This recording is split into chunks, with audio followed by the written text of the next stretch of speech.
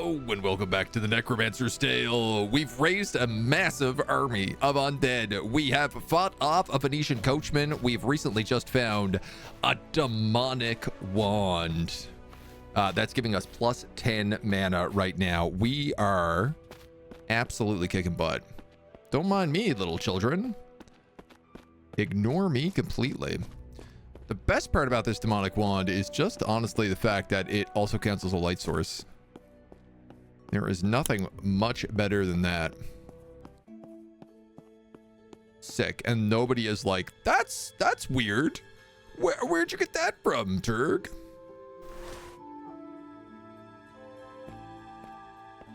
We'll put our feathered hat back on and then what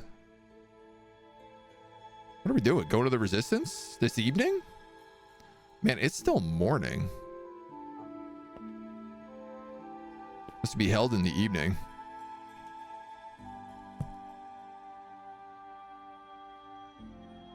Oh, yeah. We gotta pass until afternoon so we can come into Garnet's. Benz is back. Hello. Thought you got rid of me. I'm not leaving till he comes around. Well, about Wolfgang, he's agreed to speak with you. You got through that thick skull of his then. If he wanted to work out, I'd tread carefully. He's been hurt before. Hurt before? I'll bloody hurt him. Well, he thinks I'll bloody hurt him? What kind does he take me for? I'll give him an earful, that's for sure. He launches himself from his seat and marches out the door. Ottomans, I have your spices. Here's your Zatar. With great glee, the three of them took the bowl and profusely thanked me. They began taking turns dipping their finger in the spice and licking it off. I'd clearly lost their attention. That's it, man. We did everything. Garnet, job's done. You are. About those trials. Ottomans have their Zatar. I'll be back soon. Ah, there you are. Wait. But it's like, is Bence gone? Or is he just at the wheelwrights? Well, apparently nobody's at the wheelwrights, so.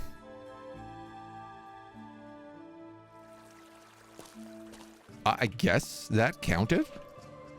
Quick save, just in case. Will I buy any armor? I will, yeah. Ah, there you are. Collect my pay? No. About those trials. I think I've done all I can.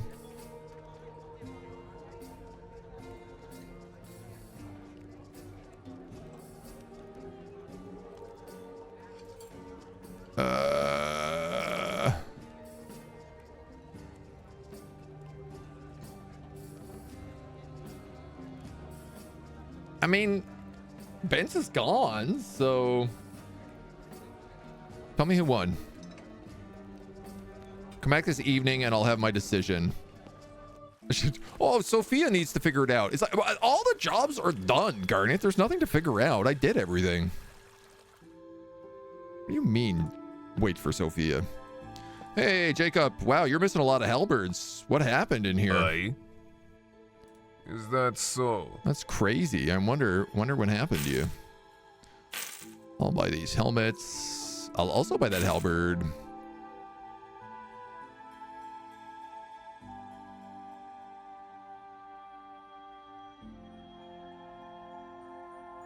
I kind of like don't want to sell anything because I don't know how many zombies I'm going to have. I could sell a musket. Why not?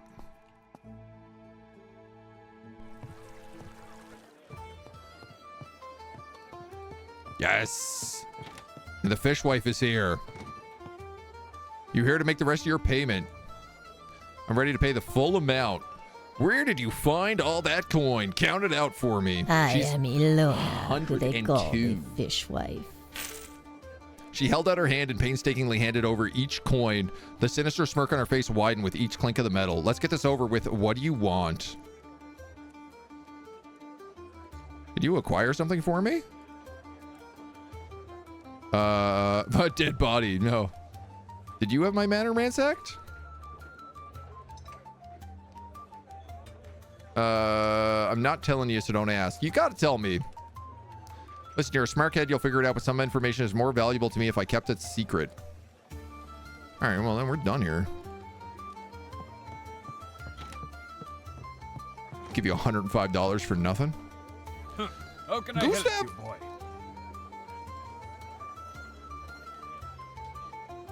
Huh. We still never figured out who was buying that oil of vitriol. Or for that matter, where they got it from. What?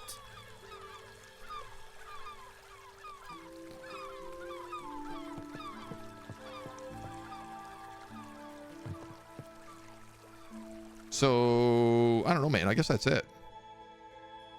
We got to come back in the evening for both Garnet's and the resistance meeting. So why don't we just save here, skip the day, head into Garnet's. Ah, there you are. Have I decided whether Sophia or I have won the trial? Just then, Sophia burst in the door and ran up to us. I think I did well. You two talk a bit while I consider what's happened. So how'd you do?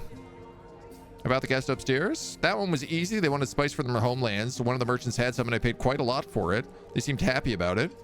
Tomas? I'd given some hard truths to get him back to the tavern. There was no other way. That sounds tough. I don't think I could do that to him. About Bence? I convinced Wolfgang to open up again. I think Garnet's ready for us. Seems Turd completed my trials best. Sorry, Sophia, but I've made my decision up. We'll draft up the official papers as soon as we may. My dearest Swero sent a woman to take my things to his home in Canning, so I'll be closing sooner than I thought. What will I do until Turg can reopen? Unless Turg, I can give you the same deal I offered to Garnet. 3,000 gold.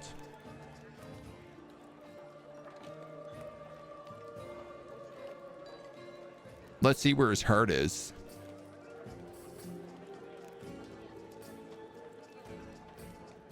Obviously, this tavern could net me more than 3,000 coins given time, but that would mean more time and effort spent away from my real goals. Time I could ill afford as my enemy's forces mounted. It would have been nice if Sophia could pay the full amount up front, but I knew she was good for it, and 100 crowns was nothing to laugh at.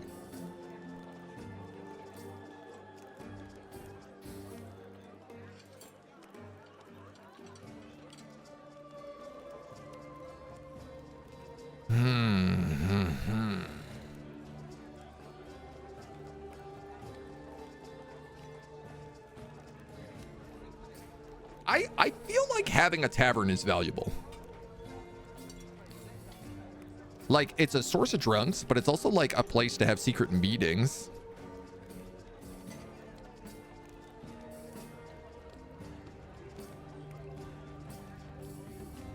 And like, Sophia's not going to be able to pay me 3,000 crowns over a number of months if she's dead and turned into a zombie.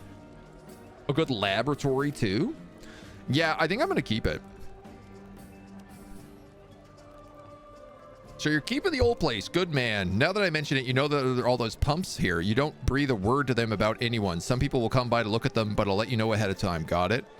Wonder how much coin this sort of information could bring. However, since I did not know any investors who could pay me, I merely nodded my assent. Take the day off if you know what's good for you. Good stuff, dudes.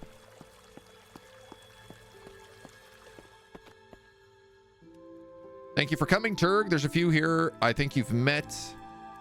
Don't think you've met. Have a word with them and let me know when you're ready to start. This was an opportunity. I lacked the authority to command the resistance directly, but where better to exert control than in a council meeting? Jacob and Cedric. I am Jacob, the blacksmith of Mars. Oh! That's right. I didn't realize that.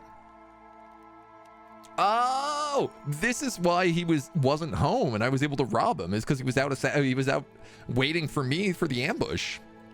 That's really funny. How long has the resistance existed? What about your brother Aldous? His whole body changed. Shoulders tense up, jaw thrust forward, nostrils flare, preparing for a fight.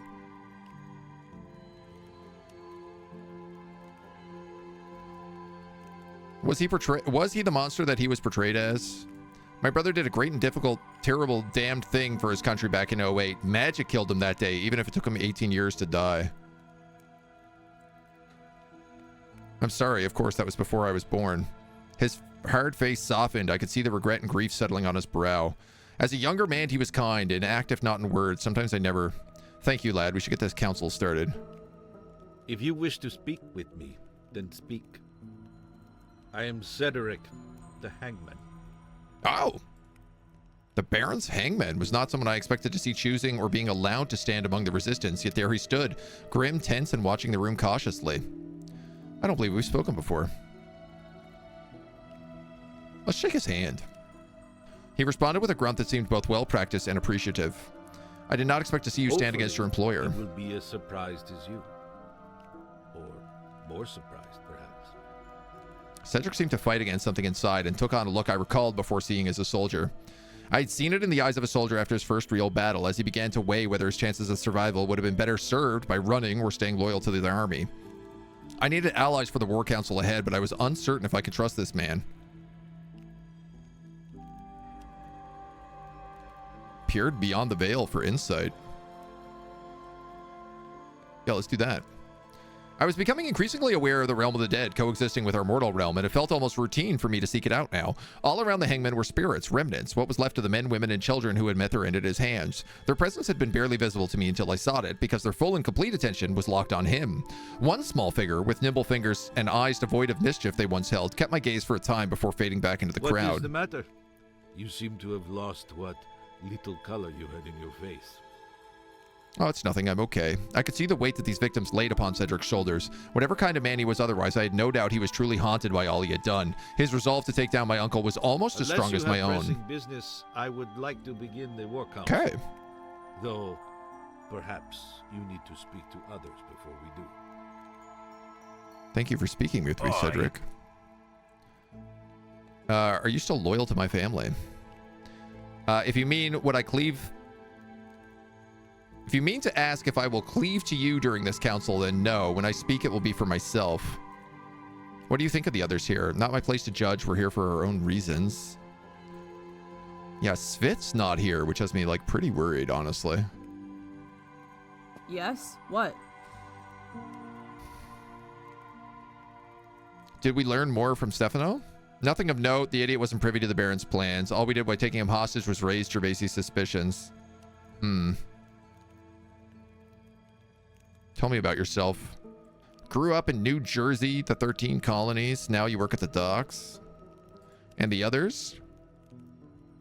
He says so little, I'm not sure I could say much at all. Cedric is a strange one. I'm always cold near him. He makes me uncomfortable, but not in a threatening way. And Jacob, he used to be on the crew by the docks before my time. He became a blacksmith. You've probably met him. Careful asking about his brother. He won't listen to a bad word about him. All right, let's begin the war council. The humble members of the resistance assembled around the fire, their every motion carrying a great weight. It was no wonder, since the decisions would now determine the life and death of so many, those who followed them, those who opposed them, and the unfortunate rest who would be endangered by both sides. Svit was leading a strike on the weapons shipment. I am Rebecca, a dock worker. But they were due back hours ago.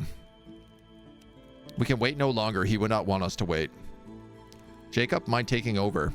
Of course, everyone, you know the evil we face. Our forces have fought this night in small skirmishes, bloody, brief, and numerous. Gervais and his allies are well known to us.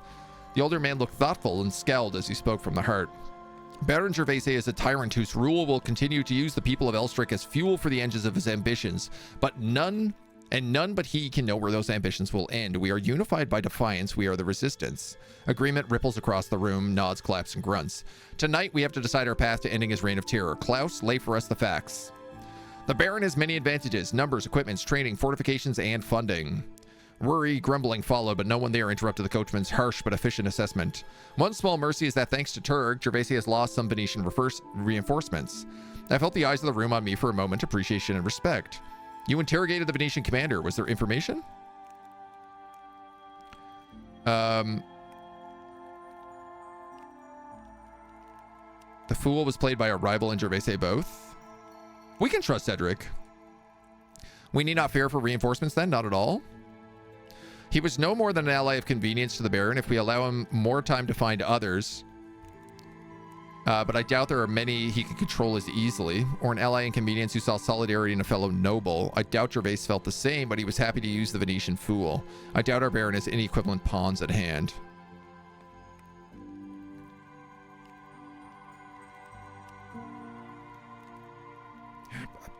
Any equivalent pawns at hand, or there are many at hand who can control as easily.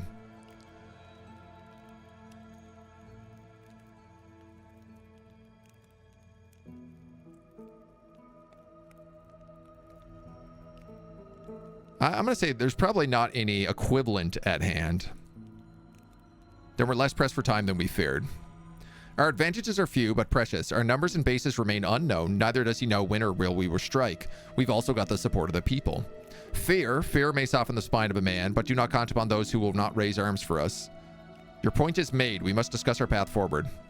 A collective breath seemed to still the air, and for a moment I heard nothing but the soft crackle of the fire. The cards of our fate would be set out and our path chosen. The first path is that we strike decisively by night, throw everything and everyone into the battle to end Gervais and his cruelty in a swift strike. The second is we use caution, the people, the city, and the land itself against him. We whittle down his supplies, his troops, and his power until there's nothing left. The silence while the group considered those two paths lasted for a few moments before heated views clashed.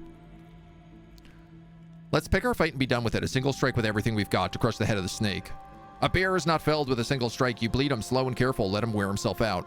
We do that and people will die. That sounds good to me. People die either way.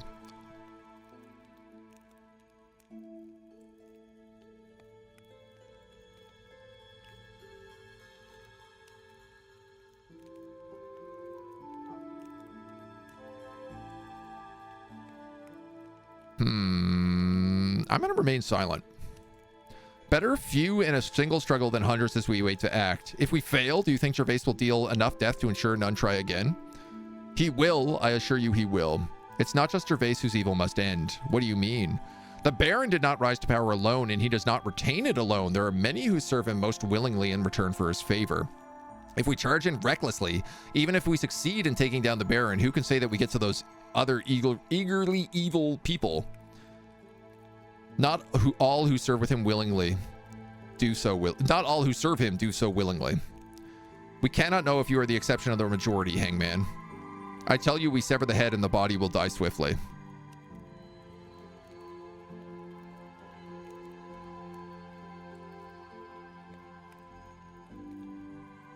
I think doing this slowly is the way to go.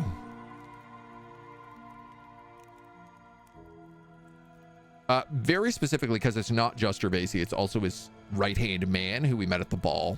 Because there were 3 people who did the necromancy to win the war. My father, Gervais, and that guy.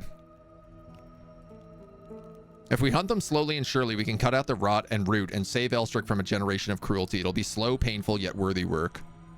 These are miserable choices.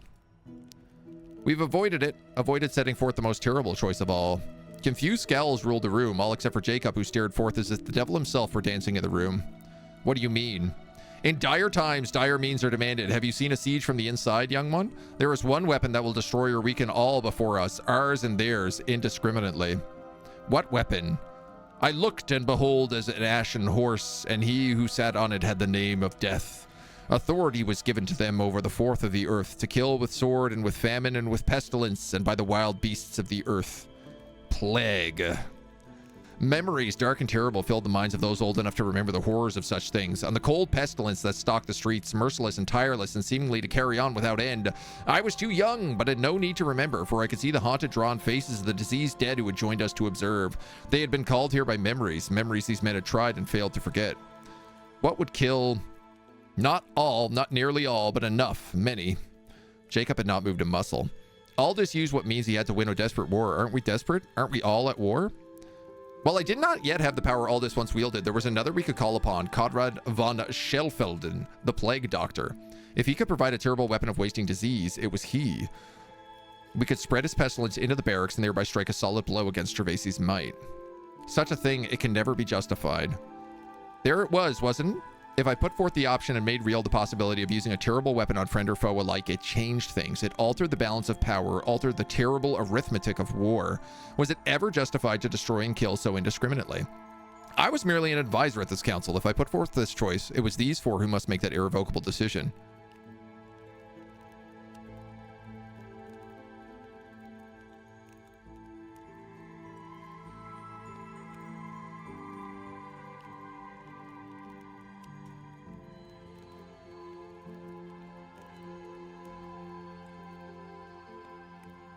I don't know that the doctor would be willing to do that for us.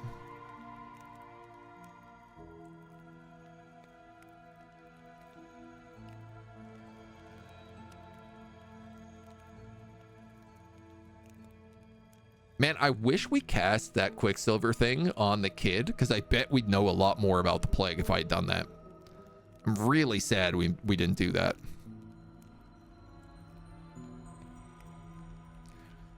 My only concern is like telling them I know how to create a plague. Or how to acquire this plague.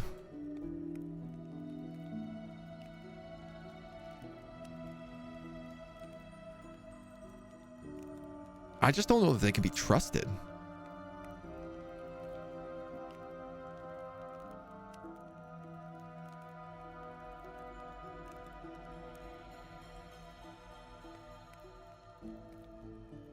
I also like the military. Like, I like the barracks people.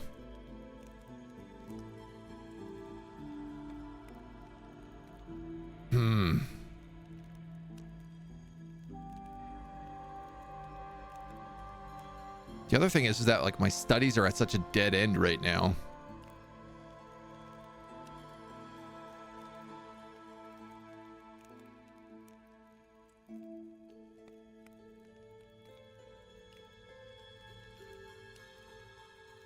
I mean, right now it was like... I don't think I need to say anything.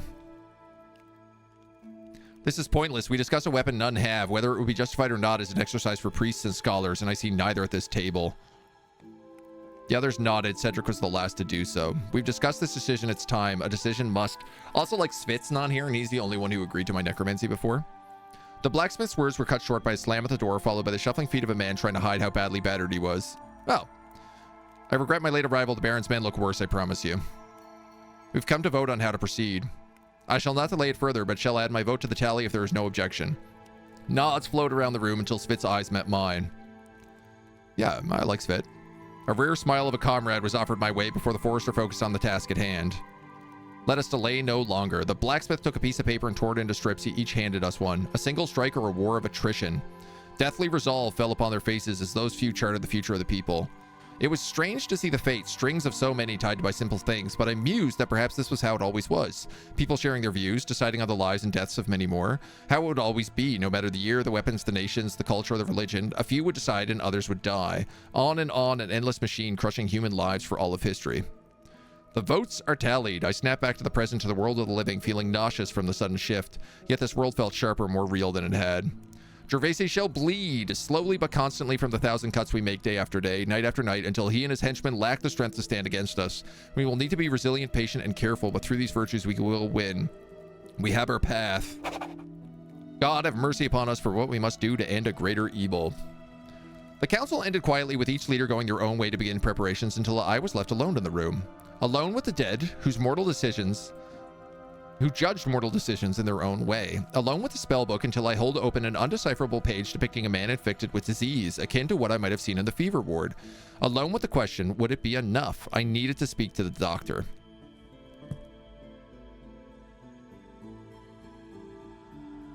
All right, well, I gotta speak to the doctor then.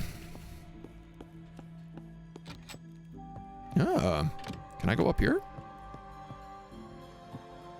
Alas, poor Hamlet. A treatise on the life of Alexander Laurent.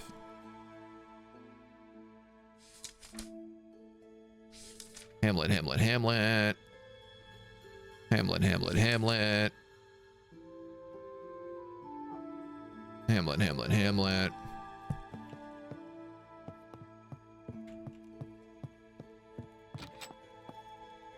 Yeah, I guess the thing is like I can still do the plague and just not tell anybody about it.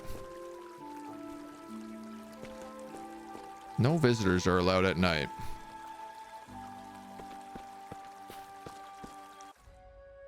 The fever wing. The door was open a crack, so I entered unannounced.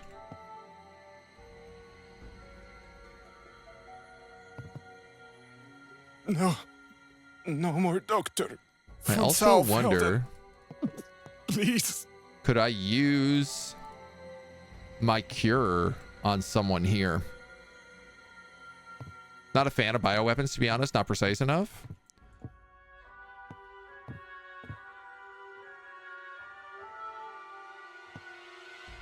Collected readings on the ethics of war. scrap of paper written in a different hand painted the disturbing picture of living in a population ravaged by plagues. Battle of Mark Cross.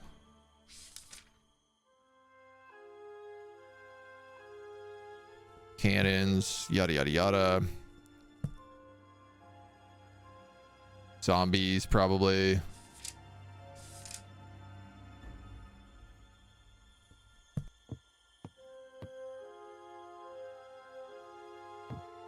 Is it one of these books?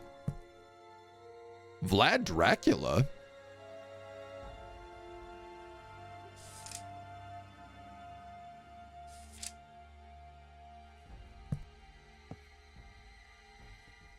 Warfare and Disease. So I'm trying to figure out where I learned about that purple mushroom. Can hurt your own forces. It's not good. Yeah. Meet Conrad the Plague Doctor. The doctor's voice was muffled by his plague mask, though he appeared oblivious to how strange it made him look. Even in the evening, I can get no peace for my studies. What could possibly have compelled you to come back here at such an hour? Certainly not a sudden bout of charity. Well, out visit. I haven't much time to waste. Why have you come? It seems my hospital is fast becoming a playground for the nobility.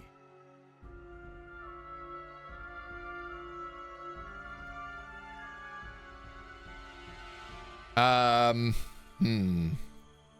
seek your expertise. I have a great many expertise, young sir. Perhaps you'd care to be more specific? I have a page I need you to translate from an ancient tome. I don't think I need to tell him it's a sensitive matter. He's a doctor. There are many ancient tomes in many ancient languages. Why on earth do you expect me to be the person suited for this particular translation?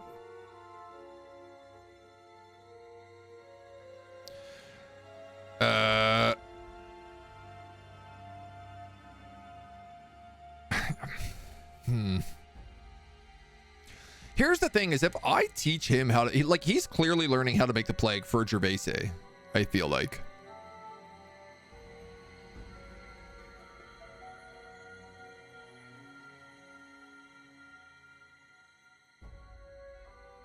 I don't necessarily want to tell him it's the arcane. I'm just going to say there's no one else in the city suited for the task. You should know better than to appeal to my sense of ego. But you have piqued my curiosity. That's fine. Give the page here. He doesn't trust me anyway. He took a minute to remove his plague mask, accepted the book, and began to read the page depicting a plague victim, his finger tracing along the scrawled lines of text. As he read, his lips involuntarily mouthed the words until he caught himself and snapped them shut. What you have here, it is very dangerous, very volatile. How did you come across such a thing? That doesn't matter. I came here for a translation, not to divulge my secrets. Or by chance?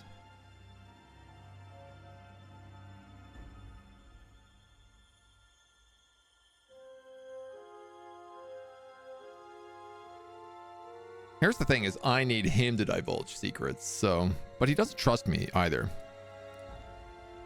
Oh, please, even your request is an admission. You dabble in things far darker than the common noble.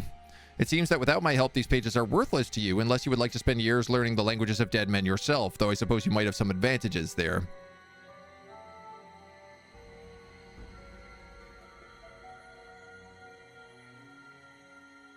Definitely don't want to tell him about the resistance. Help me that you might add another tool to your own arsenal. And how exactly do you imagine I would use something like this as a tool? I studied the man. The tired lines around his eyes almost matched his wartime scars. Oh, we're really good at convincing people. Spend 0 skill points to suggest this is a way of reducing men's suffering. The ritual could be used to quickly crush one's military force, or both. The doctor pursed his lips in a thoughtful manner. It seems you are more than aware of my aspirations than I expected. Indeed, this has been my goal for many years, to strike quickly so the ravages of war are truncated, so that they do not infect the innocent, but my means have been more focused. He gestured towards the many books piled high on his desk. This spell, it has a degree of unpredictability of chaos, though I suppose no more chaos than the bedlam of war. I shall translate the ritual, but I must insist on being the one to cast the incantation. I must see the effects for myself. It says here that you must require a celebrant to perform the rite on you. When Von Sheffield studied the page again, he bit his upper lip to avoid uttering the incantation by mistake. Gesturing for me to wait, he sat at his desk and got to work. He leafed through books, scribbled notes, and muttered under his breath as he studied. Eventually, he stood again and stretched his head from side to side before speaking. I've made my notes. As you can see, there are still a few things we need to perform this. I expect the goat's milk will be easy to obtain. As for the robes of a plague victim, you've come to the right place. I suspect the glands of a giant spider to prove more difficult. No, not really. He handed me the spellbook, annotated with his own notes in plain Rolstein, the Plague of the Crypt. Where did you learn to read this script?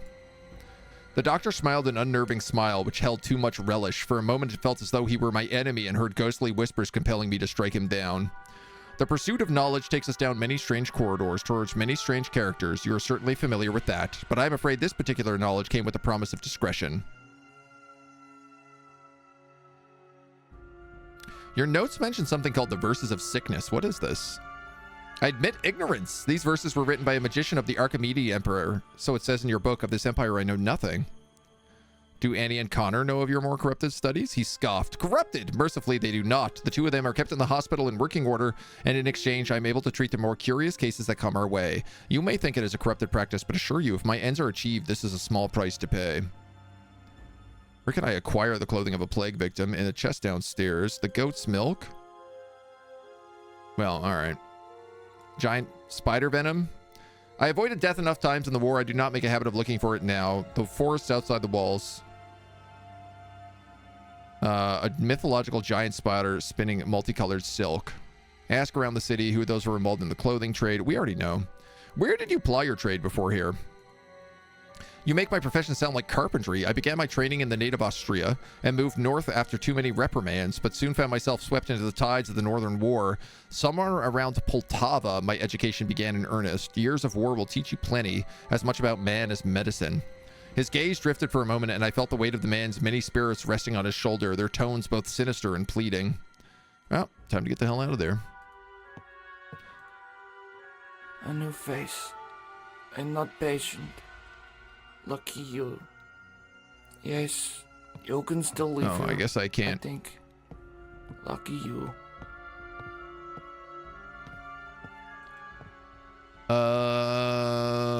Okay.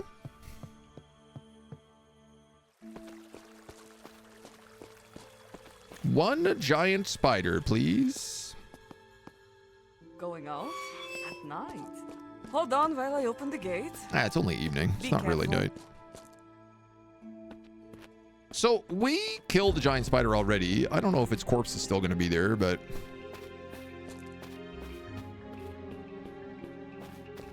I hope it will be.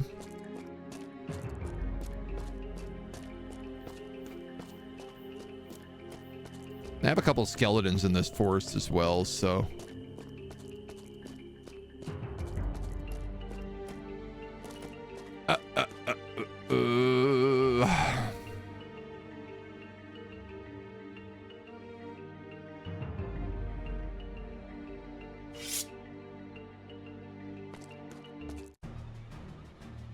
Excellent.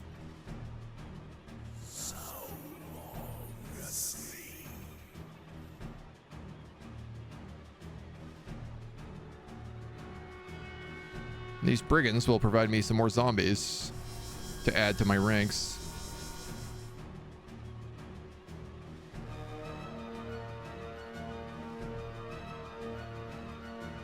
No matter. I wonder what does more damage, bloodlust or poison? Failed.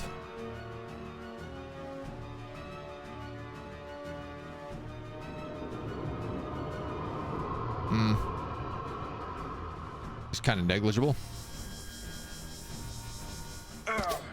For the cost, definitely poison. Goddamn, Clarence Pugh. You're a monster.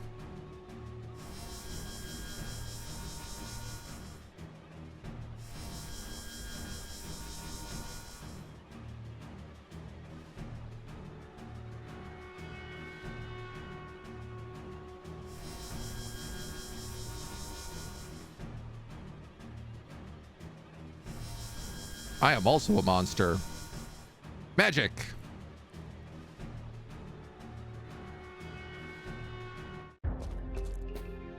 Fantastic. Some free money.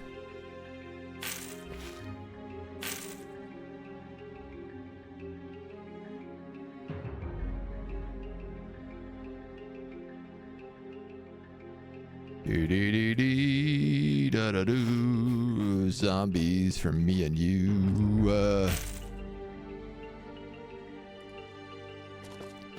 Okay. Everybody come after me.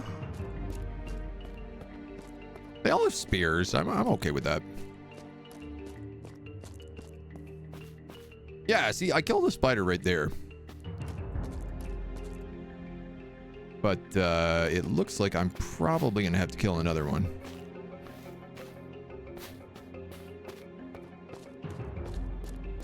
So, I think in this cave, I left Nagash and Bob.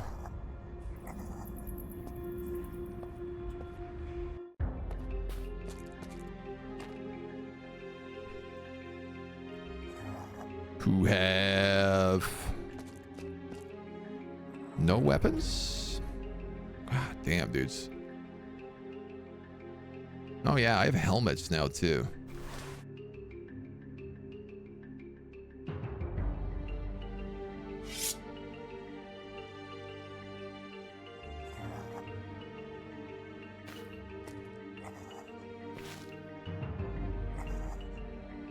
Yeah, I feel like these guys should probably have swords.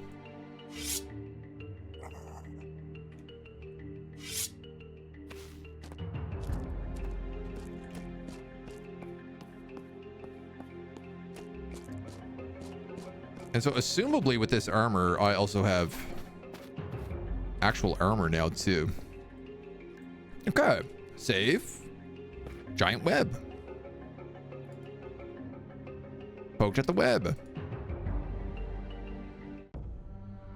Giant spider.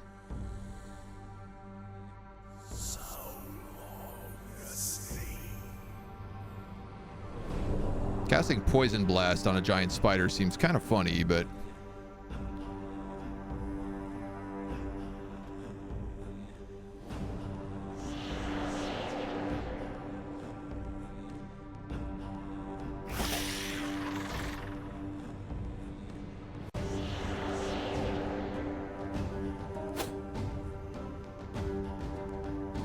at least these guys can just kind of be in the way, right?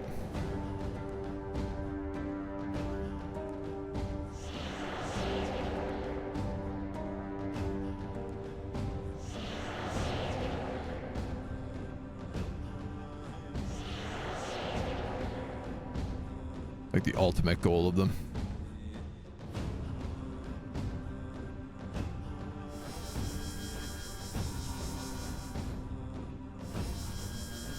That's not doing a ton of damage. Would this do more? No, it's basically the same. I think the only difference is that Bloodlust heals me. Also, I love we're always in disguise now when we're outside of town. All right, great. Thanks, bud. Just absolutely gutting my skeletons.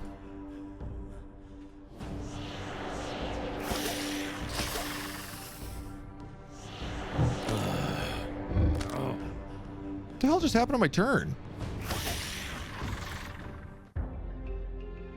After regaining my breath, I carefully cut the venom glands from the beast and placed them in my satchel.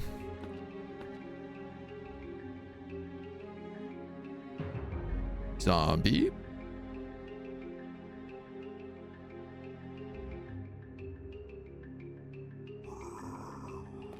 Pick up body, pick up body. Skelly bones. Everybody follow me.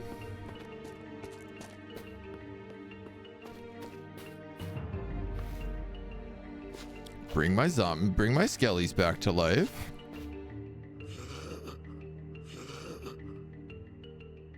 Bob.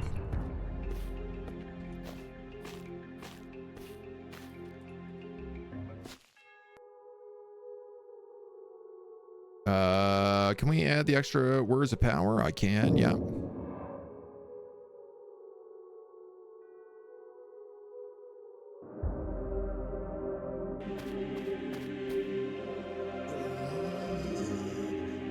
Pick up Nagash.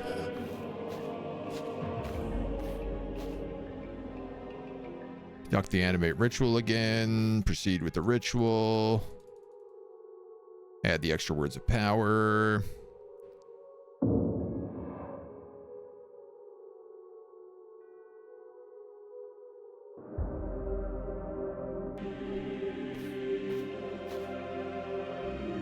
We're gonna clear out this location. Bob, there's your sword. And Nagash, there's your sword.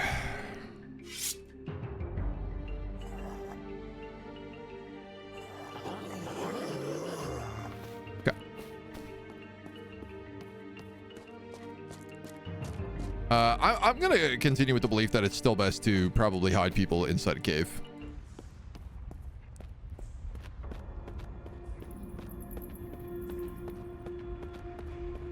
Yeah, we didn't discover anything else in here.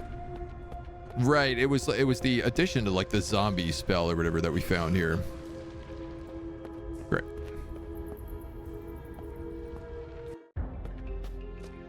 Just hiding the undead around. Can I fast travel yet? Chapter 14. I think that's the next chapter. All right, and let's look at this spell. This potent spell allows its user to spread a deadly contagion disease to their enemies merely through touch. Within hours, infected victims' skin will begin to boil and weep, and their eyes turn yellow. Many will die. The clothing of a plague victim should be obtained and boiled in fresh goat's milk with the fresh venom glands of a giant spider. After the concoction has cooled, the celebrant should chant the verses of sickness, and the carrier should drink. Their touch will then deal sickness for 1 night and 1 day. The verse of sickness was written by the mage Jazani of the Achaemedi Empire. Do I have goat's milk? I have a jar of goat's milk.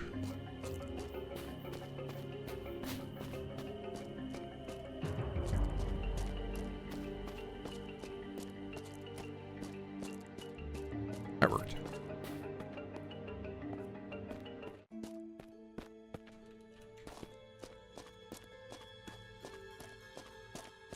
Wondering if I should be wearing this hat. I feel like it's extra suspicious to be walking around with this helmet on.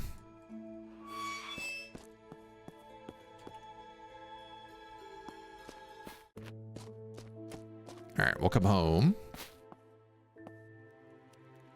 Although I had not yet succeeded in spreading pestilence within the city barracks, I was increasingly mindful that time was short.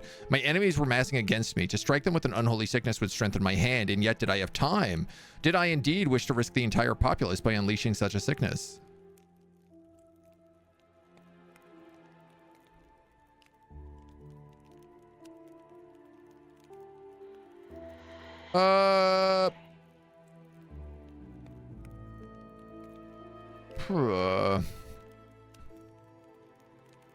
Press forward with my studies.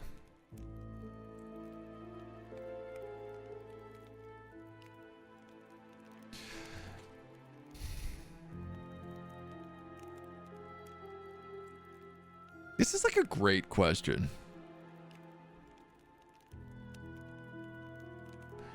The thing is I get stronger every time I cast a spell, so I'm gonna do it. I could reconsider this in the morning, he says.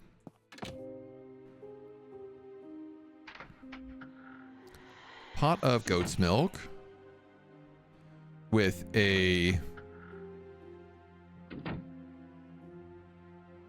plague victim's rag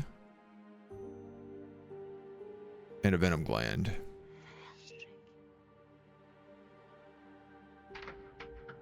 Put a ladle in there in case I need it.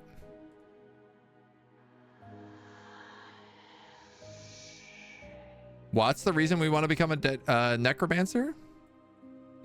Because we're dead serious? Plague of the Crypt potion. We mostly just want to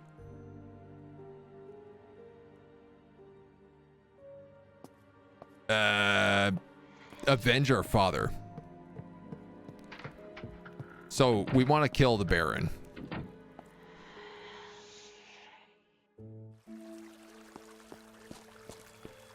Even though we're not sure how he killed our father. But we're like 99% sure. I'm pretty sure I have the murder weapon, in fact. Conrad?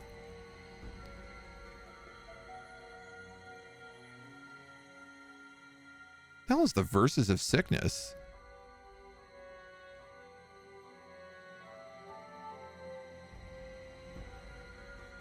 Oh.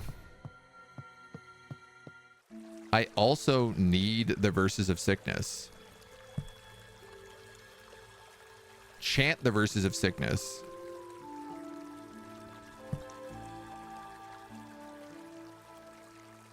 Why do I like want to bet that that's what that scroll Ibrahim?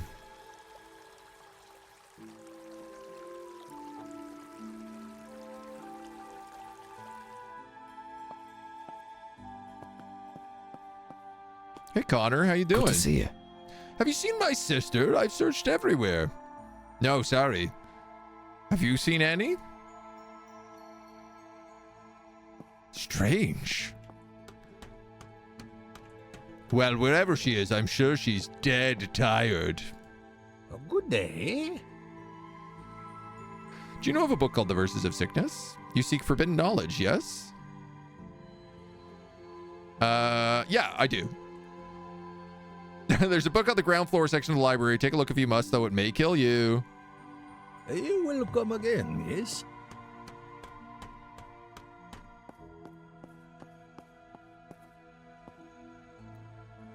Found nothing of use. Oh, no, wait. The Verses of Sickness. Ba, ba, ba, ba. A mage Dizani of Archimede. Greetings and salutations. Introductions and explanations are in order before we get to the meat of this book. I am Sir Ferdinand Orbelik, explorer, linguist, and vagabond extraordinaire. Among my travels within the strange lands of the Ottoman Empire, I came across an old and forgotten temple littered with ancient Persian cuneiform. Among these inscriptions was a collection of chants and mantras attributed to the mage Dizani, which he collected during his travels within the Achaemenid Empire. The verses inscribed upon the walls centered mostly around sickness, ranging from simple, non-life-threatening diseases to what Mr. Dizani described as a dark possession. As follows are the least damaged and complete version of the verses that I've translated to the best of my abilities. The skies above they call for rain, yet no answers shall they make. When nearby fields lie those past slain, forbidden is the pond, must not partake. For drinking of the dead and gone, slaking thirst to delay expiry, by the river's edge tween the fronds, find oneself meeting the Almighty. An interesting verse speaking about the danger of corpses polluting nearby groundwater. Perhaps battlegrounds were so frequent that villages had to warn each other of such dangers. Oh, the dark spreads far, or the dark spreads deep, between the walls and in the keeps.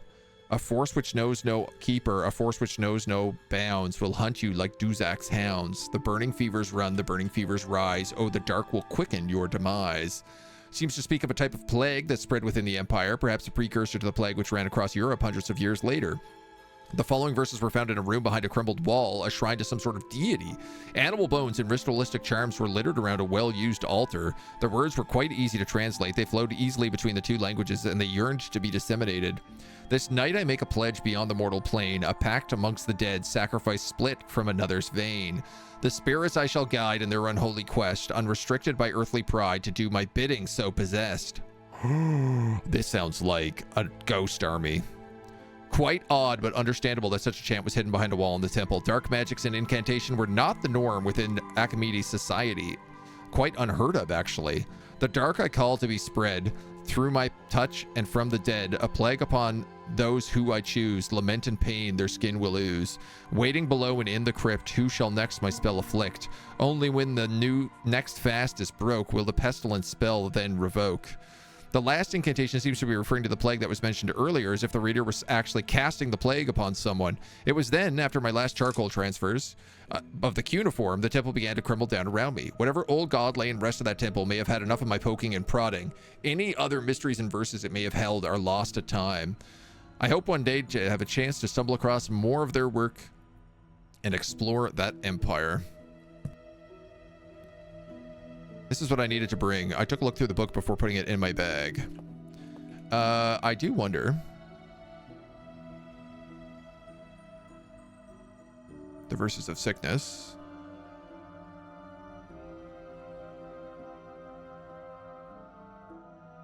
Mushrooms of roll. God damn it. This is the book with the purple mushrooms. Purple cave mushrooms, when boiled together in water with common fire root, produce a strong psychic and less toxic concoction. Inhale the fumes as the liquid boils.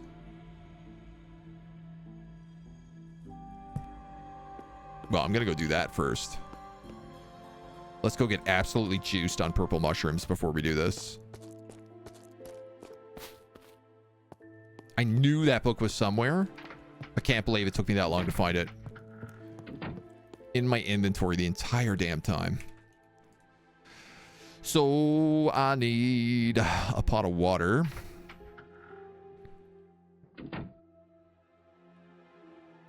A purple mushroom and a fire root. Sweet smelling fumes. The liquid rapidly boiled away in a cloud of purple vapor. I breathed in the sickly sweet fumes. I heard the thoughts of the ghostly host who gathered around me. They urged me onwards and whispered to me of the realm beyond. Yeah, withstand the poison. I felt the pain and nausea, though it brought me to my knees. Mana increased by 2.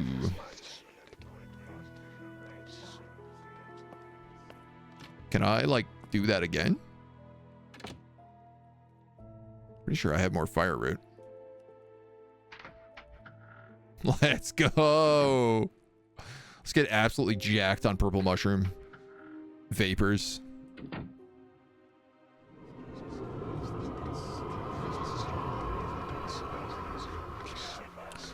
Ooh.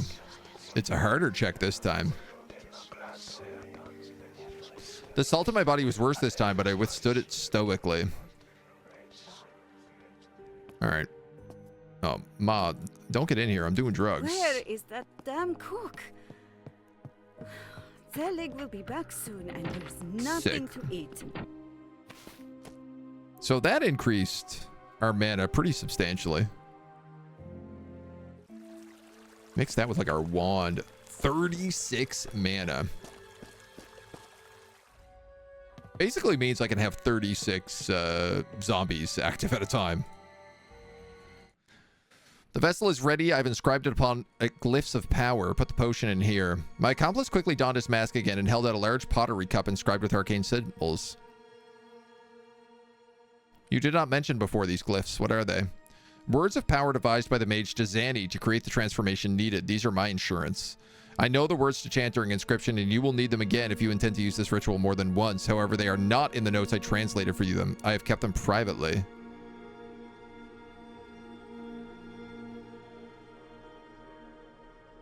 He was a clever one. Seeing no other choice, I poured the potion into the vessel. Von Schäfelden then produced a wooden fork and poked gingerly in the liquid, inspecting what remains of the venom gland. This is quite the specimen. You must tell me more about how you acquired this, so I might be able to make use of this venom too. He did not complete the sentence. Instead, he scribbled some notes on a parchment. The scratches were completely illegible, not at all like the notes he had produced for me or the notes I had seen in his office. Now we need to process the glands. However, the pages you showed me were vague about this method, or perhaps my translation skills lack subtlety. I suspect you've become familiar in the dark arts. Do it in the manner you think best.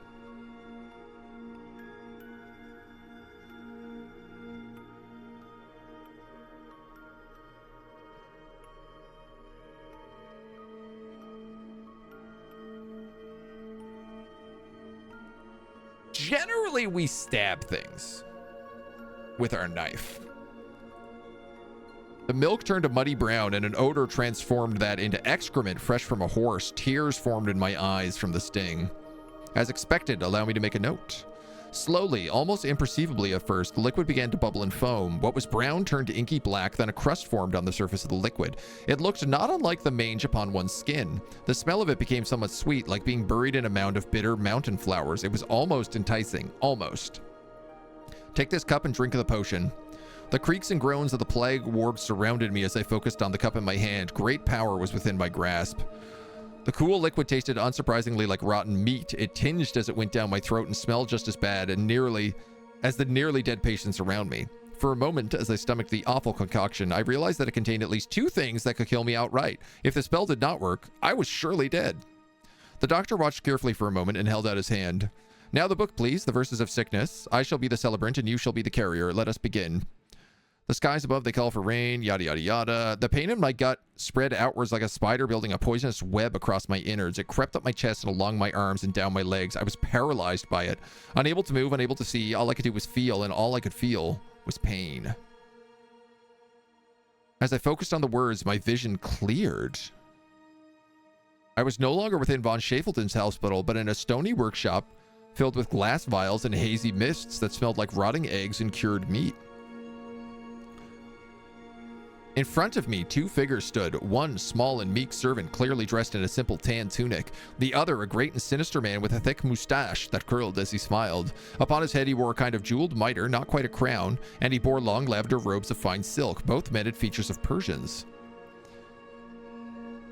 The man with the mitre closed his eyes and stood before a great cauldron of iron. Upon its side were the same glyphs von Schäfelden had inscribed on his vessel. He seemed to be preparing himself while the servant placed familiar items into the cauldron and brewed the same potion as I had. This must have been Jazani the mage who wrote about the verses of sickness. At that moment, the servant pulled something from his sleeve, a vial of clay. Into the cauldron, he dumped a clear liquid, while his eyes remained on the other. Was he making sure he was not observed? The servant quickly hid the vial. A creeping thought overcame me. Treachery.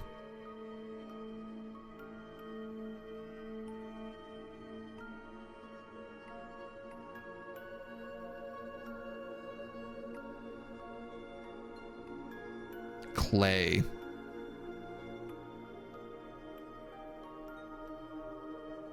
Is it a clay cauldron that he gave me? A wooden fork. A large pottery cup inscribed with arcane symbols.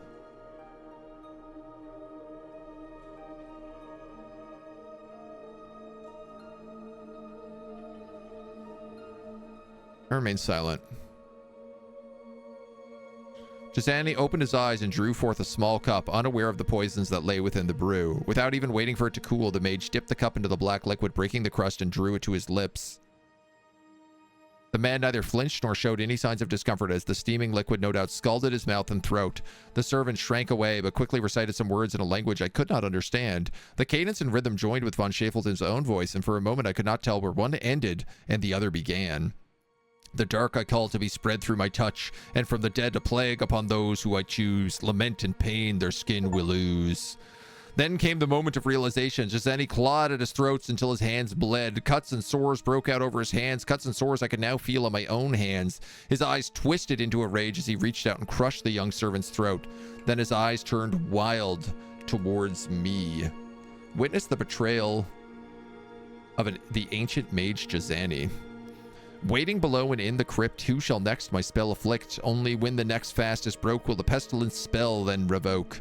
The weight of the mage's power smothered me as he turned those deadly hands in my direction. The servant behind him had fallen, his skin bursting into lesions and rivulets of blood. I had to do something or meet the same fate.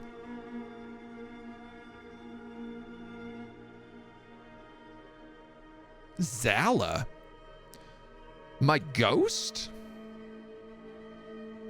I mean, we opted not to free her.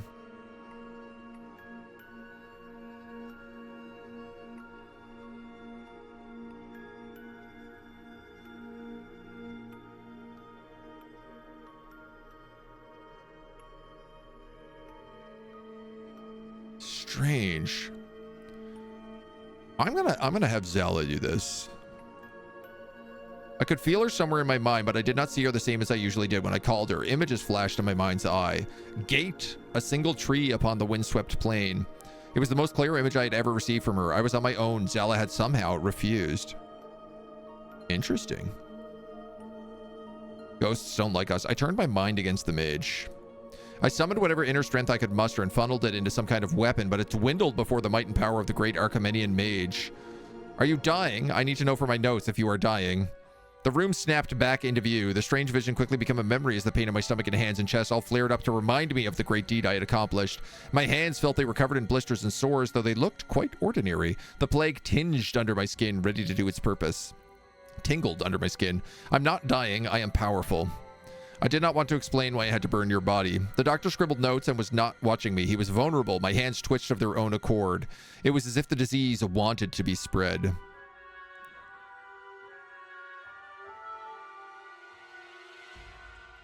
Do we kill the doctor?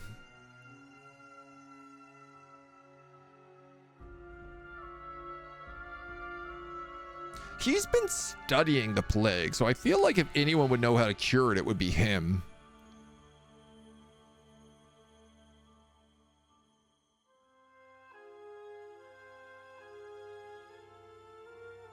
And he did help me. I think I'm going to resist the urge to kill him. I love how there was like 4 opportunities here. All of them are kill him, and then 1 that's don't kill him.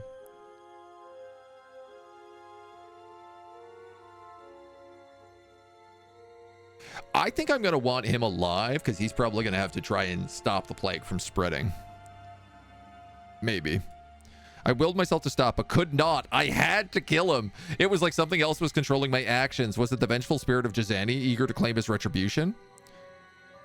Oh, skill check 4. I do not have the points for that. I lunged at the man, my deadly arms outstretched, mimicking how Jazani had killed his servant in my vision. Von Schäfelden watched the whole time, seemingly transfixed. Perhaps he knew that his fate was determined the moment he had agreed. My dedication, my thirst, my growing power surely awed him into submission. He knew his place. A waste! You waste your power on... But he said no more. The disease embedded in my hands worked its magic quickly, far quicker than the doctor's notes had suggested. Sores grew all over his body and blood poured from cracks that opened in his skin. He coughed and sputtered for a few minutes, then collapsed dead. Mana increased to 20.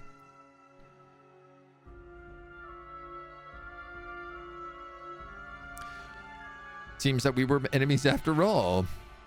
What was the cost of knowledge, dear doctor? Was it so much that your tiny mind could not contain it? I could feel the power in my hands already waning. Had I wasted precious energy? Would I get weaker with each use? Von Schäfelden was not going to give me answers, so I put him out of my mind. I had to be careful where I to use this new power effectively. I have an army to destroy. Then, Venom, to thy work. I needed to get inside the barracks and spread it to the soldiers.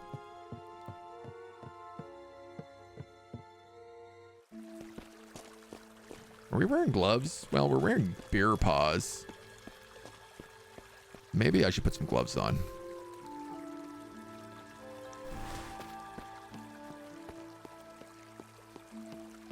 It seems like it might be wise.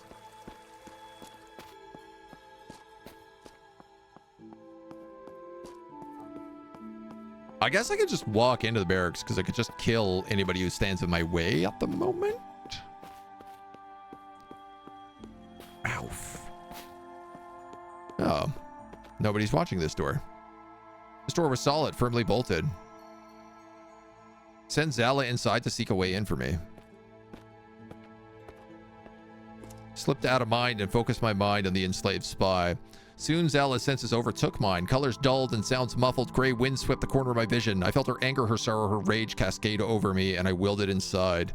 Go search the warrior hut. Yes, this is where warriors live. The ancient spirit floated through the doors and into the barracks. I willed her to search the entire wing to find a weak point, but every door was clearly bolted from the inside. Zala floated upstairs into the bedchambers of the soldiers. The place was deserted, and I could see clearly where to go when I myself gained entrance. But there was no obvious way for me to infiltrate. I relaxed my concentration and my link to Zala faded in a hiss of anger. I stood outside the barracks again.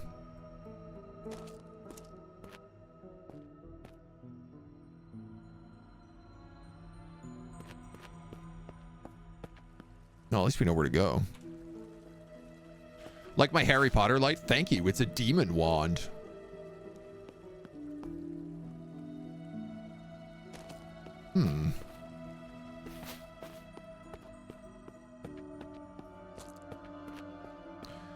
I know that what's-her-face likes going for walks on the beach. Lady we were hitting on.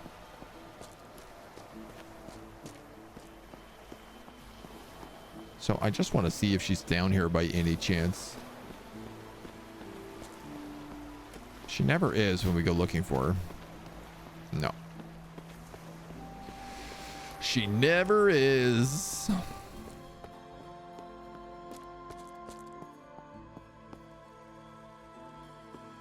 Night guard.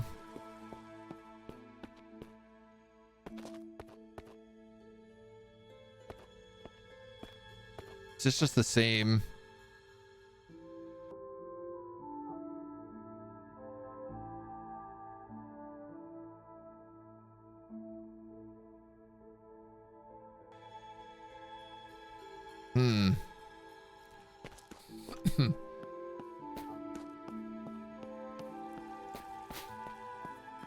I mean,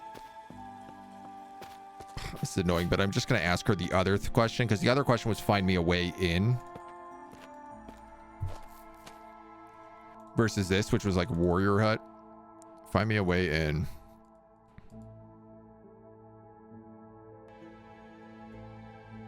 Okay, no.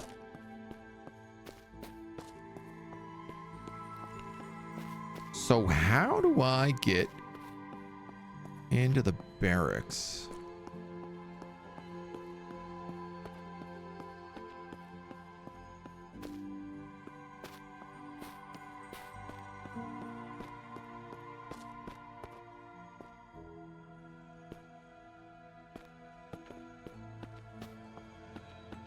Part of me was just like, well, what if I just poison this well?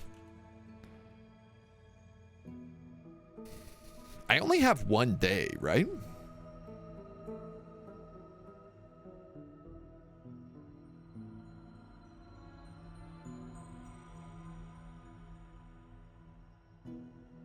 Quicksilver cure.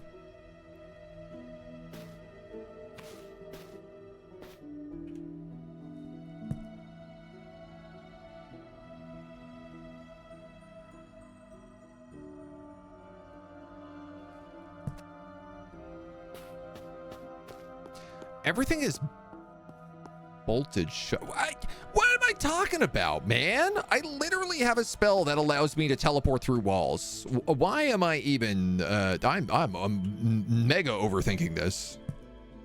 Walk in shadows.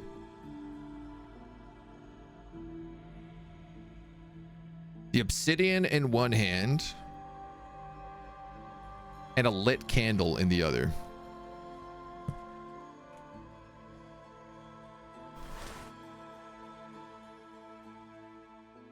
Though I quietly chanted the words of walk in shadow, nothing happened. Does this wand count as a lit candle? Guess it might.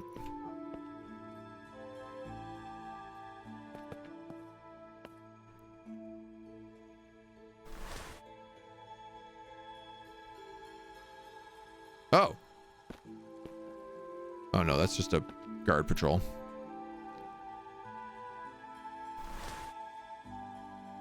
Well, that didn't work.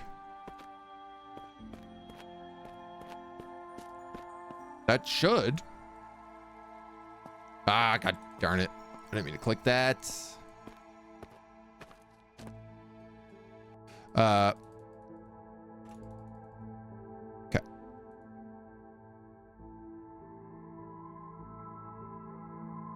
Oh, interesting. She went through a different door that time, I guess, though. Maybe I'll just wait until night.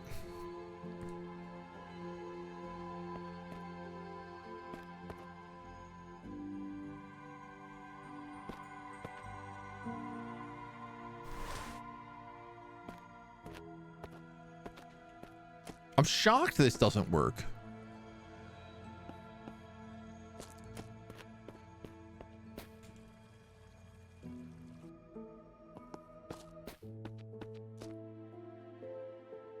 It's Andras.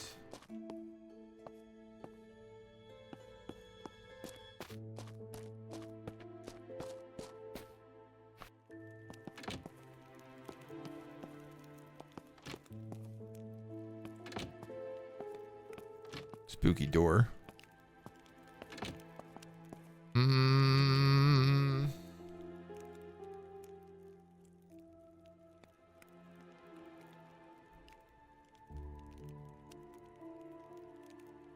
How else could I get in there?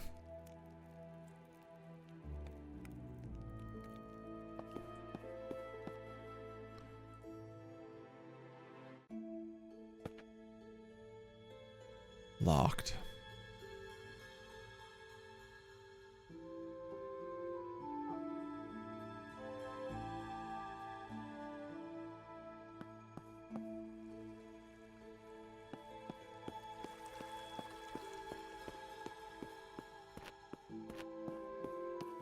Yeah. I guess, I don't know. Maybe we just sleep?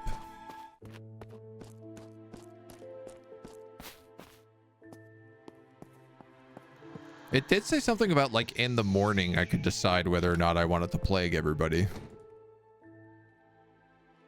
Another day had passed, a day in which the city forces continued to strengthen.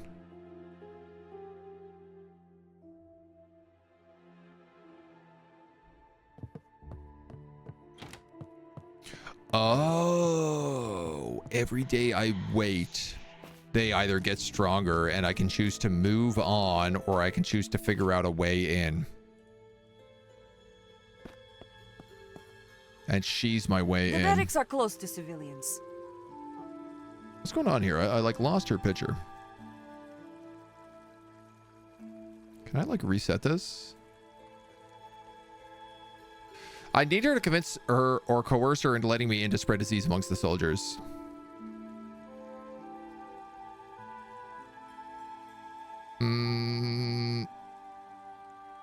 Charmer. This should be the last skill check we have to do. Ask her out for a drink.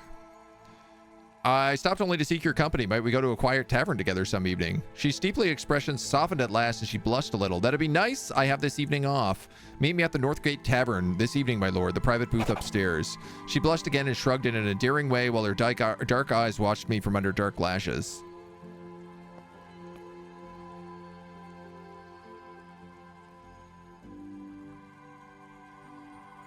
But that doesn't get me in. How far into the game am I? I'm about 25 hours. I'm a pretty good necromancer at this point. I could say that pretty comfortably.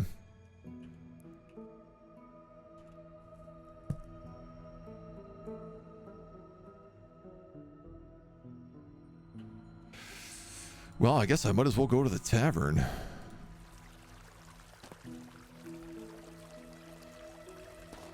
We got our mana up. Do we really need to spread the plague? I think it's still helpful.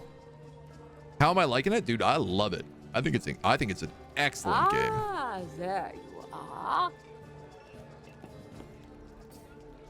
Hello. It's got a lot of things that it does really, really cool. And like, just the story is, I think, fantastic. More than anything else. I'm gonna have to just wait here till evening.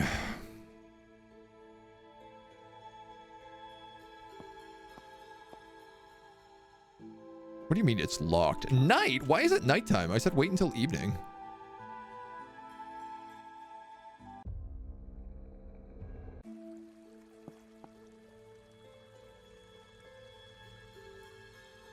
Ralph.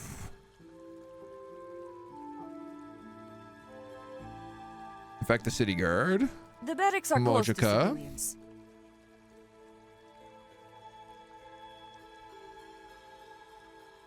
What if I lied about my influence with the local guard? They do trust me a lot, so I'm gonna try this one just in case. You do well to have a friend of the nobility, wouldn't you, Mochka? I have influence with Captain Willard. I can make sure you get softer duties than standing on guard. I know the captain. He's far too professional to allow for inappropriate influence. All right, well then just charm her. I do have a point for that. It's now morning. Afternoon. Now it's evening. Ralph is back here. There we go. We get in the Northgate Tavern. Okay, yeah, that's cool. Yeah, it's also like a game that I feel like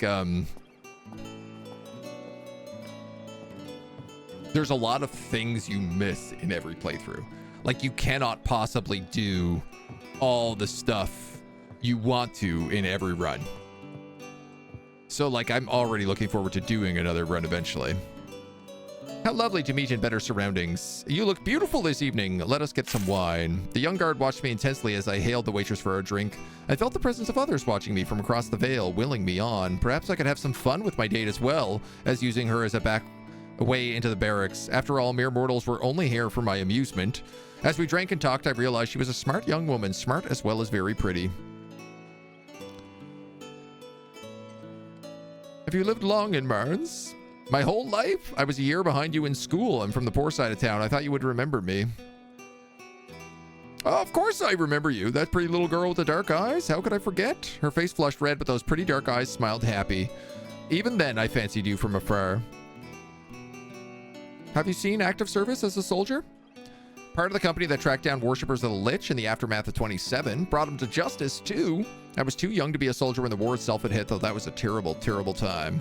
What about you? I hear you have a military career, away at the Officers Academy in the capital. The other place is more prestigious than here. Spent most of my career at sea, protecting our sovereign water from pirates. That's true. What are your goals? Promotion within the military. Rolstein's a good country where women have such ambition. Even low-born commoners such as I, if we work hard. The evening was going well, and she listened intently to my every word, her eyes glued to my own. I had too much respect for Annie to push things with Mojka. Dude, we killed Annie and raised her as a zombie. I don't think that's the case. Let's have our way with this charming creature before the night was done. How about we go somewhere more private? I have a whole wing to myself in the family mansion. Turg, I hardly know you. What kind of woman do you think I am? Use our constitution to resist the anger rising in you? My lady, you are right, of course. It's getting late. We should be calling it a night. Damn. Never gonna bang anybody. Thank you for the lovely evening. We must do this again soon. There was a tense pause. I thought she awaited a goodnight kiss. Having gotten to know me a little, perhaps she could now be tricked into letting me inside the barracks. The dead muttered in anticipation. To kiss her now would jeopardize my plan, for surely she would be too ill to deal with at the barracks on the morrow.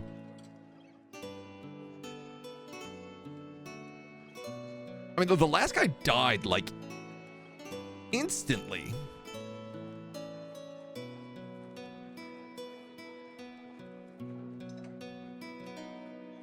I am pretty sure this plague only lasts 24 hours. Or my ability to cast it only lasts 24 hours.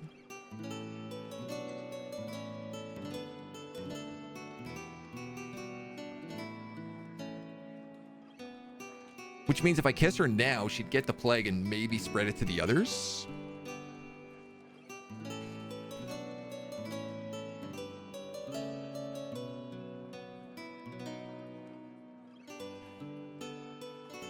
I'm gonna kiss her all the same.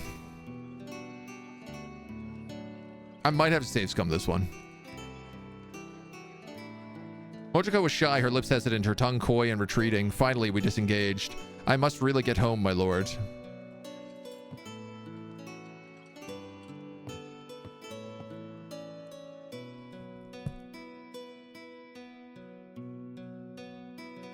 Their touch will deal sickness for 1 day and night. Yeah. So if I didn't do it now, I literally wouldn't have the plague tomorrow.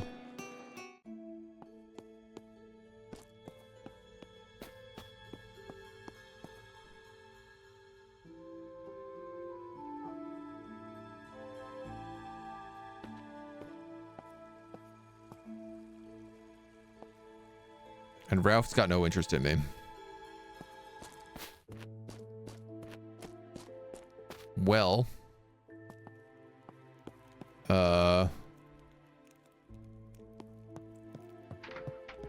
I have money that I could give you? I have like 270 bucks.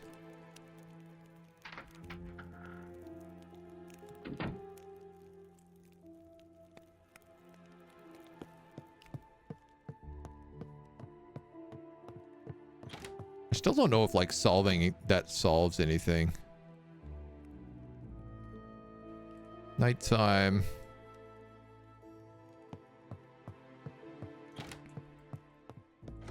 All right, well, we've moved as quick as we can here, I guess.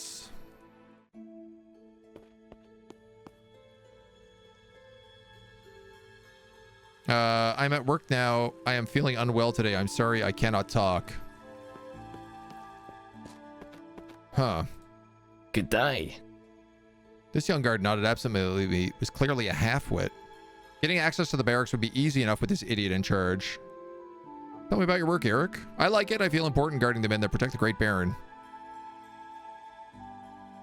Trick him? Invent a ruse to send him away?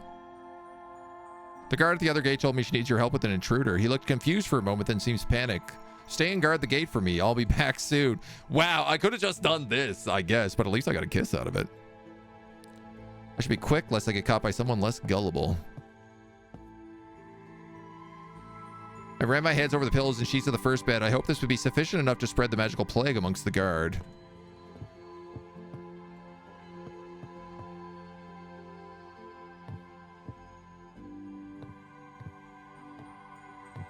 Again, my understanding is like...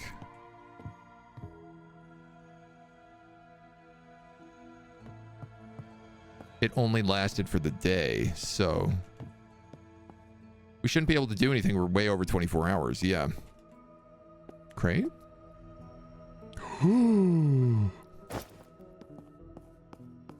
Armor? Halberds?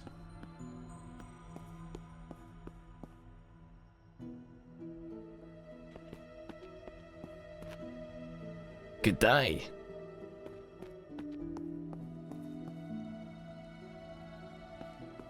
Majka? I mean, Majka is for sure sick, so no matter what, I feel like that's gonna spread. Now what do? Go back home? Right, like the job is done. Yes! Chapter 13, Rejuvenate. The barracks are infected with a plague. Town tension increased to worried. 20.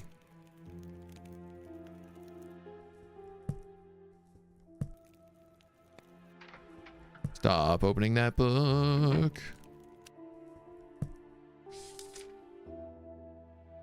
This must be Rejuvenate. Well, you know the answer. It's just leave the house and something will happen. The Hangman! Grim news, comrade. The Baron moves his hand against us. Gervaisi's men have started rounding up our members and they're being held at the castle awaiting trial. The identity of one of our agents has been revealed. We learned that a strong force of soldiers will swoop on our hovel in the slums this afternoon. Who is she?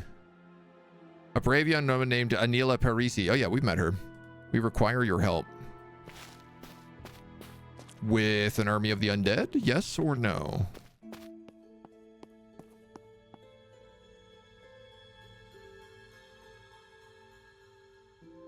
Let's quick save. See what's going on out here. As I recall the slums, as I neared the slum, I recalled that my assistance in battle had been requested, but not until this afternoon. Oh, okay. Well, I guess let's wait until this afternoon. Oh! I don't remember how I got here. I found myself in my own room in the realm of the dead. Several ghostly figures regarded me, and then one spoke in a panicked voice. This looks like Rosario. Turg, you must come quickly. My house is under attack by many soldiers.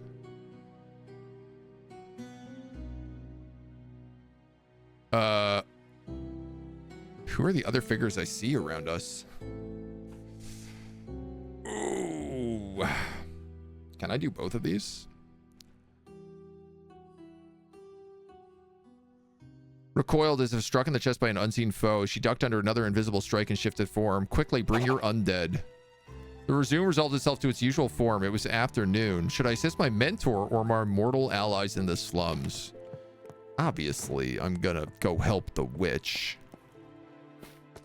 with my undead army. And then if there's time, I'll go back and help the other people. But there probably won't be time. I knew eventually this would happen, that it would come down to, like, help out one or the other.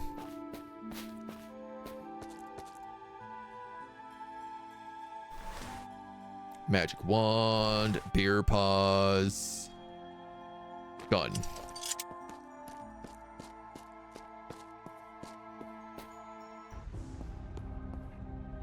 Zombie obby.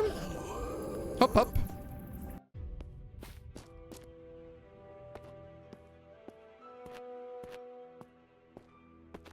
I have gifts for some of you. Bones, you get a new hat. Benedict, sorry, Bonedict, you also get a new hat. Skeletor, you too will receive a hat.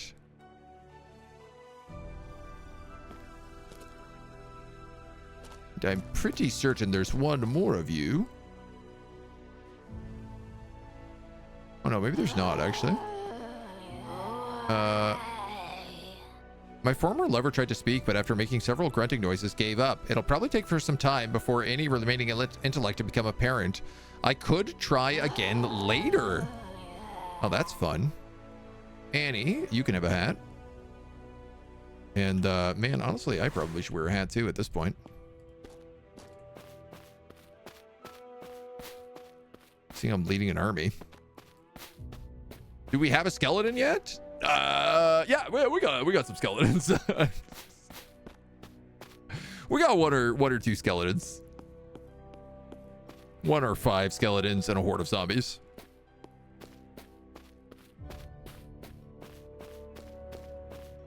Boom, boom, boom.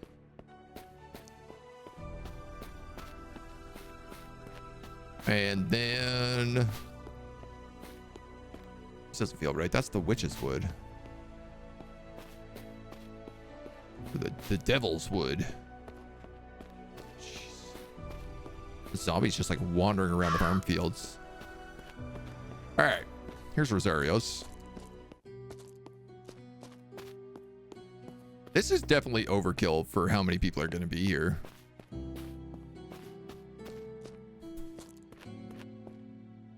The way I figure, though, is like I didn't tell them that I knew how to spread the plague, right? Like I did that plague stuff totally in secret. Ka.